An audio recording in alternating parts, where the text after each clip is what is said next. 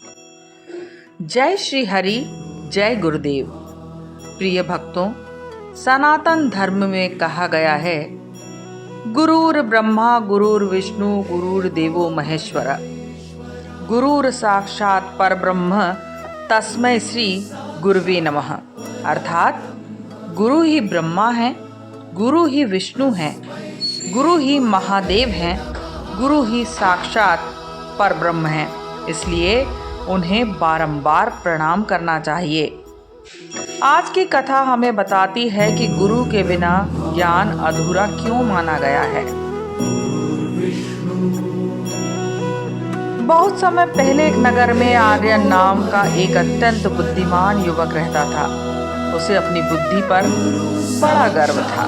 वह कहता था, मैं स्वयं पढ़कर सब कुछ सीख सकता हूँ, मुझे किसी गुरु की आवश्यकता नहीं।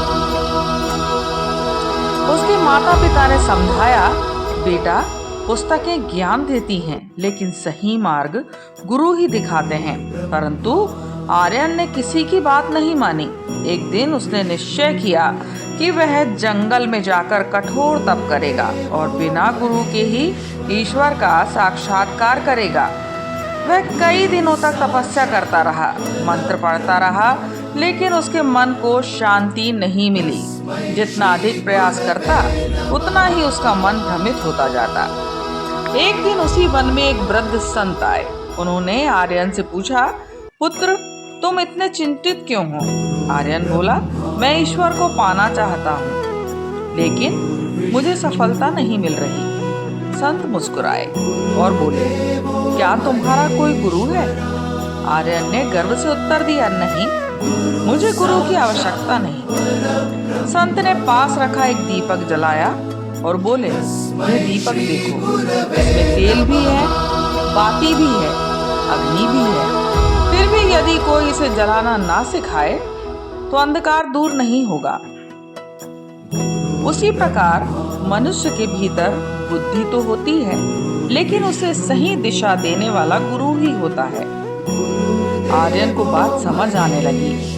संत उसे अपने आश्रम ले गए। वहां उन्होंने पहले सेवा सिखाई, फिर विनम्रता, उसके बाद ध्यान, जप और शास्त्रों का अध्ययन कराया। धीरे धीरे आर्यन का अहंकार समाप्त हो गया। कुछ वर्षों बाद वही युवक एक ज्ञानी और विनम्र साधक बन गया। अब उसे अनुभव हो चुका था कि केवल पुस्तकों से ज्ञान मिल सकता, परंतु ज्ञान को जीवन में उतारने की कला गुरु ही सिखाते हैं। उसने अपने गुरु के चरणों में प्रणाम करते हुए कहा, गुरुदेव, आज मैं समझ गया कि बिना गुरु के मेरा सारा ज्ञान अधूरा था। गुरु ने आशीर्वाद देते हुए कहा, सच्चा गुरु केवल शास्त्र नहीं पढ़ाता, वह शिष्य के भीतर छिपे अज्ञान को मिटाकर उसके जीवन को प्रकाशित करता है। प्रिय भक्तों, यही कारण है कि सनातन धर्म में गुरु को भगवान से भी पहले प्रणाम किया जाता है। कबीरदास जी ने भी कहा है, गुरु गोविंद दोऊ खड़े, काके लागू पाए, बलिहारी गुरु आपकी, गोविंदियो बताए। अर्थात यदि गुरु और भगवान दोनों सामने खड़े हों तो पहले गुरु को प्रणाम करना चाहिए, क्योंकि गुरु ही भगवान तक पहुंचने का मार्ग बताते हैं। इस कथा से हमें 3 महान शिक्षाएं मिलती हैं। अहंकार ज्ञान का सबसे बड़ा शत्रु है।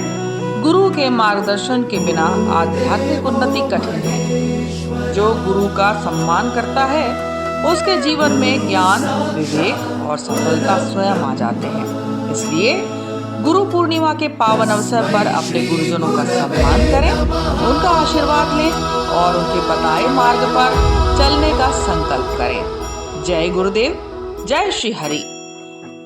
अगर गुरु पूर्णिमा की कथा अच्छी लगी हो तो लाइक, सब्सक्राइब एंड कमेंट्स करना ना भूलें।